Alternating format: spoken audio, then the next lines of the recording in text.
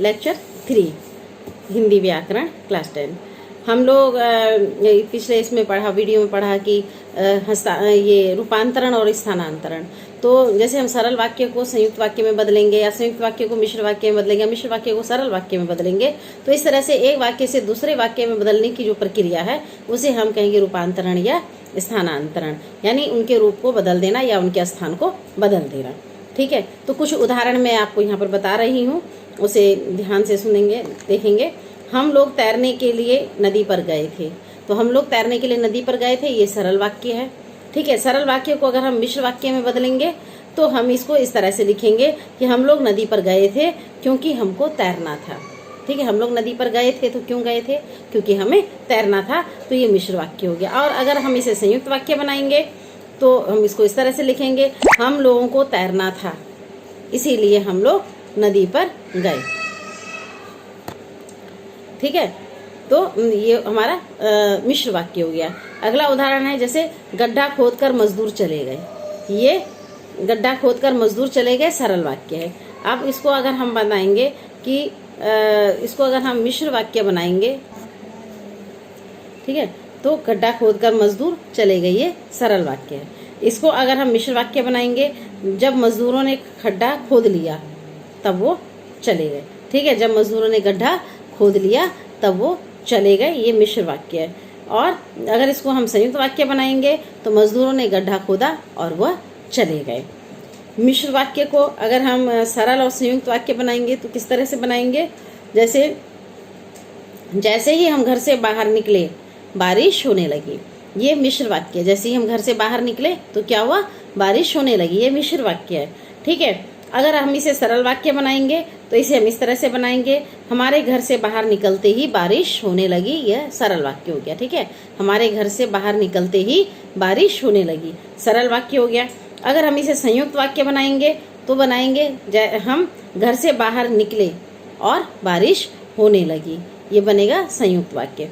इसी तरह से मैं एक ऐसे डॉक्टर से मिला जो बहुत होशियार है।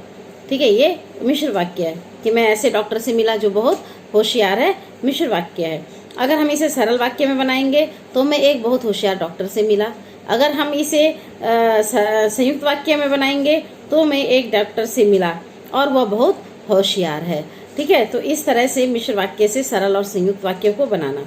अब संयुक्त वाक्य से सरल और मिश्र वाक्य को अगर बनाना हो तो लाला जी ने थैला उठाया और दुकान की ओर चले गए, ये संयुक्त वाक्य है कि लाला जी ने थैला उठाया और वह दुकान की ओर चले गए।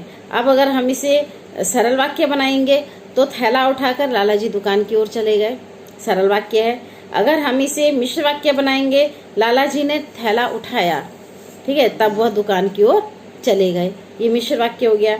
जैसे मीरा ससुराल चली गई पर वहाँ खुश नहीं है, यह संयुक्त वाक्य है। ठीक है, मीरा ससुराल जाकर मीरा खुश नहीं है, सरल वाक्य है। ठीक है, जब से मीरा ससुराल गई है खुश नहीं है, यह मिश्र वाक्य है। इसी तरह से हमारे सामने जब भी कोई वाक्य आएगा, सरल वाक्य, संयुक्त वाक्य और मिश्र वाक्य, और उसमें हमारे पास प्रश्न होगा कि हमें इसे संयुक्त वाक्य में बदलना है, सरल वाक्य में बदलना है, मिश्र वाक्य में बदलना है, तो इसी तरह से हम उन वाक्यों में परिवर्तन करेंगे, उनको स्थानांतरण या रूपांतरण करेंगे। ठीक है, इसमें बस थोड़ी सी हमें एक सावधानी की आवश्यकता पड़ती है कि अगर हम सरल वाक्य बना रहे हैं तो उसमें एक ही उद्देश्य और एक ही विधेय, एक कर्ता और एक क्रिया को हमें दिखाना है।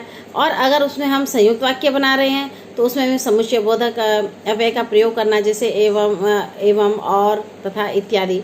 ठीक है, अगर हम मिश्र वाक्य बना रहे हैं तो हमें पहले वाक्य के साथ ऐसे समुच्चय बोधक अवयवों का प्रयोग करना है जिससे वो वाक्य कुछ अधूरा लगे और हमें उसके साथ जोड़ने वाले वाक्य को, उपवाक्य को उसमें मिलाने में सहायता मिले। ठीक है, तो ये हो गया हमारा रूपांतरण और रचनांतरण। तो इस तरह से इसमें कुछ ध्यान देने वाली बातें हैं, उसे भी हम देख लेंगे कि सार्थक शब्दों का ऐसा व्यवस्थित समूह जो किसी भाव विचार को पूर्णतः व्यक्त कर सकता है वाक्य कहलाता है। ठीक है, रचना के आधार पर वाक्य भेद।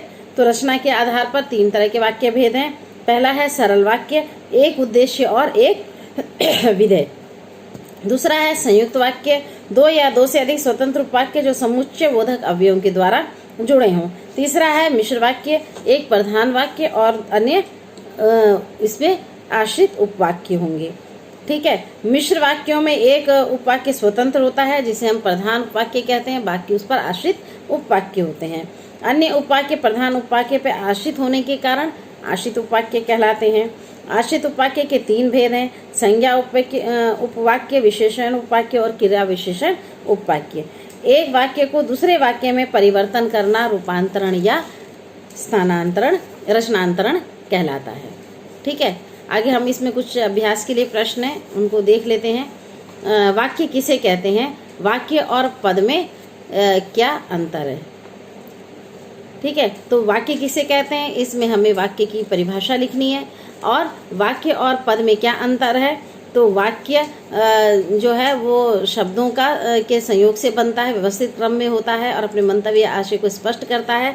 और पद शब्द जब वाक्य में प्रयुक्त होता है तब वह पद कहलाता है। रचना के आधार पर वाक्य के कौन कौन से भेद हैं और प्रत्येक का उदाहरण सहित हमें स्पष्ट करना है। तो इसमें हमें रचना के अनुसार वाक्य भेदों के बारे में जानकारी देना है। 3 तरह के वाक्य भेद हैं, जिस तरह सरल वाक्य, संयुक्त वाक्य और क्या कहते हैं मिश्र वाक्य। और फिर हमें इसके बारे में भी थोड़ा थोड़ा संक्षेप में बताना है। ठीक है, प्रत्येक को उदाहरण के साथ हमें स्पष्ट करना है। ठीक है, और निम्नलिखित में सरल वाक्य क्या है या संयुक्त वाक्य है या इस सब पे हमें चिन्ह लगाना है। तो ये एक वस्तुनिष्ठ कुछ प्रश्न आपके पास है आपके पाठ्य पुस्तक में, इसे आप लोग देख लेंगे। इस तरह से हमारा ये रचना के आधार पर वाक्य भेद पाठ पूरा होता है, जिसमें हमने वाक्य के विषय में जाना, वाक्य के भेदों के विषय में जाना, कैसे हम उनको रूपांतरण करेंगे या उनको वाक्य को दूसरे वाक्य के साथ बदलेंगे। ठीक है, तो इस तरह से हमको इस सबको विस्तृत रूप से इसकी जानकारी प्राप्त हुई है। और आगे इनके प्रश्न उत्तर के बारे में भी मैंने आपको बता दिया कि किस तरह से इनको करना है। एक वाक्य को दूसरे वाक्य के साथ रूपांतरण और रचनांतरण कैसे करना है, किस तरह से उसकी रचना को परिवर्तित करना है, किस तरह से उसके रूप को बदलना है, ये सारी जानकारी इसमें आपको प्राप्त हुई है। तो ये हिंदी व्याकरण क्लास 10th का पहला पाठ रचना के आधार पर वाक्य भेद यहाँ पर पूरा होता है।